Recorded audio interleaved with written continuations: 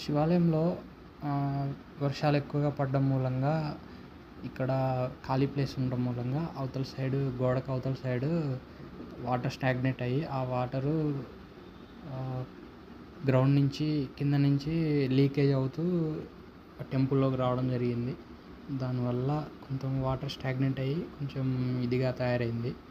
So ఇదంతా సాధ్యమైనంత మేరకు శుభ్రం చేసి క్లీన్ చేయాలని అనుకున్నాను. సేవలో భాగంగా అనుకొని చేయడం జరిగింది. ప్లాస్టిక్ కవర్స్ కూడా ఆ గోడ బ్యాక్ సైడ్ నుంచి వస్తున్నవి ఇవన్నీ.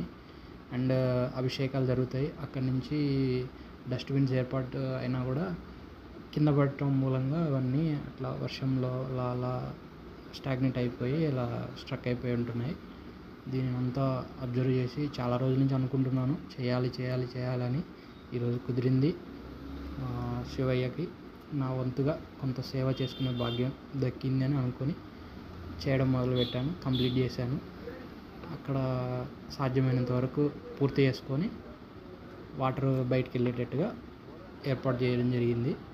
ఆ వాటర్ క్లీన్ అయిన తర్వాత అక్కడ బయట నుంచి వస్తున్న వాటర్ని స్టాప్ చేసి ఆలోచన చేసి సిమెంట్తో ఆ హోల్ ఏదైతే ఉందో అది పూడ్పిచ్చేసి చేస్తే టెంపుల్ క్లీన్గా ఉంటుంది. ఆ పని చేయాలని అనుకుంటున్నాను. ఆ తర్వాత మంచి మొక్కలు నాటాలని అనుకుంటున్నాను. చూద్దాం ఎక్కడి వరకు మనకు అనుకూలిస్తుందో చూద్దాం.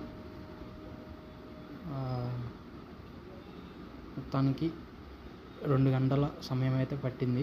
అటు ఇటుగా మొత్తం చేయగలిగాను. వేరే పని వాళ్ళ కోసం చూస్తే వాళ్ళు ఎవరు వచ్చే పరిస్థితి లేదు. సో ఇంకా తప్పలేదు. నేనే నడుం బిగించి చేశాను. కంప్లీట్ అయిపోయింది. సాధ్యమైనంత వరకు శుభ్రం చేయగలిగాను. ఇంకా ఏదైనా ఉంటే తర్వాత కొంచెంగా పనులు పూర్తి చేయాలని సంకల్పం తీసుకున్నాను.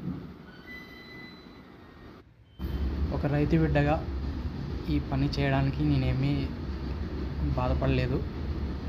మీరేమైనా తప్పుగా అనుకుంటే తప్పుగా అనుకోకండి. ఒక రైతు బిడ్డగా నేను చేయగలిగింది చేశాను. Thank you.